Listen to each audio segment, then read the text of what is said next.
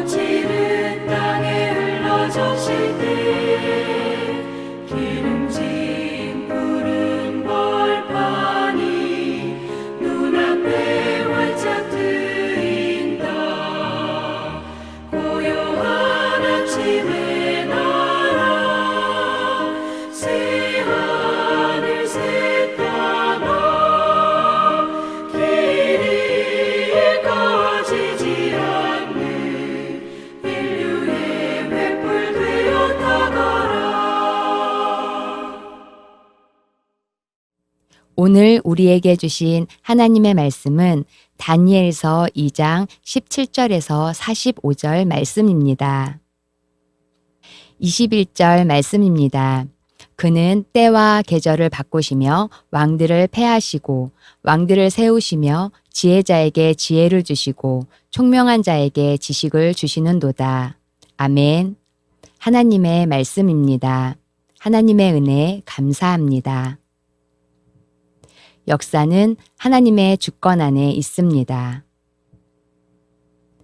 성경은 인류의 시조로부터 시작해서 인간의 역사가 어떻게 진행되어 왔는지를 보여줍니다. 창조주 하나님은 이 세상 역사의 사건들 가운데 개입하셔서 구원의 역사를 계속하시는 역사의 주관자이십니다.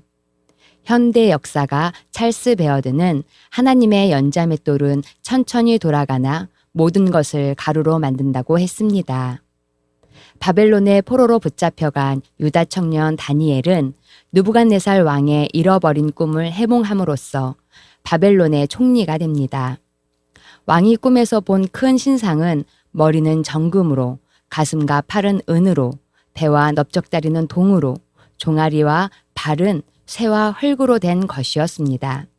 그런데 돌 하나가 난데없이 날아들어 신상을 쳐서 산산조각이 났고 그 돌은 큰 산이 되어 온 세계에 가득하게 되었습니다.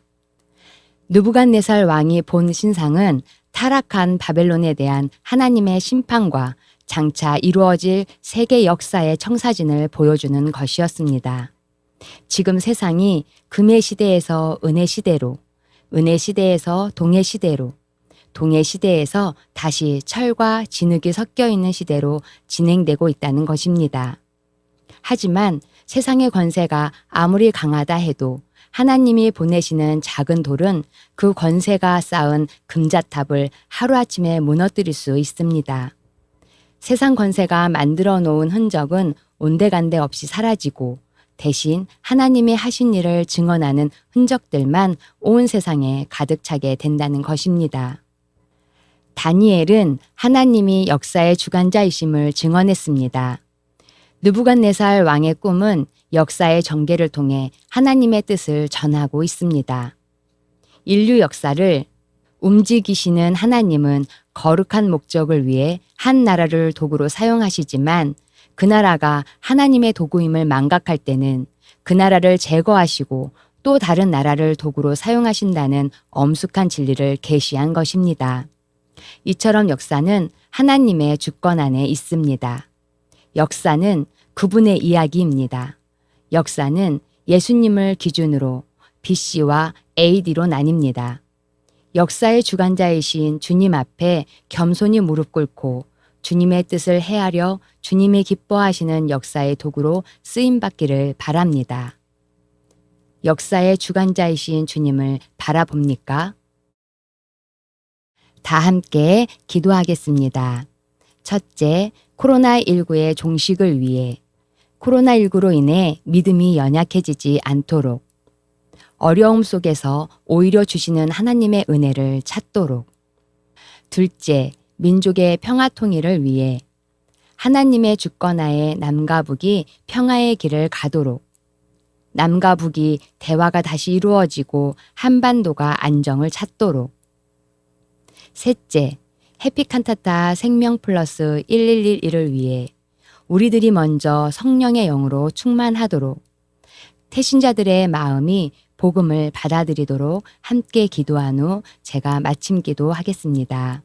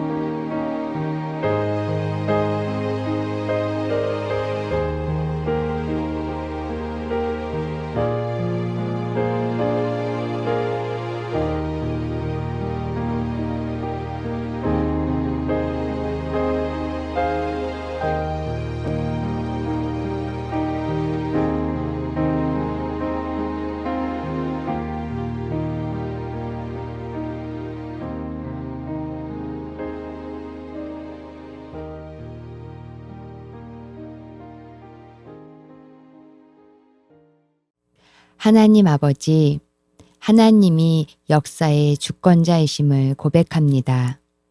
하나님의 위대하심을 잊지 않는 저희가 되게 하소서. 우리의 연약함을 인정하고 우리가 하나님의 영광을 위해 쓰임받는 도구임을 기억하게 하옵소서. 코로나19의 종식을 위한 기도, 남과 북을 위한 기도, 생명 플러스 1111을 위한 기도에 하나님의 뜻으로 응답해 주시고 이 밤 주님이 주시는 참된 평안함을 누리게 하소서. 예수님의 이름으로 기도합니다. 아멘.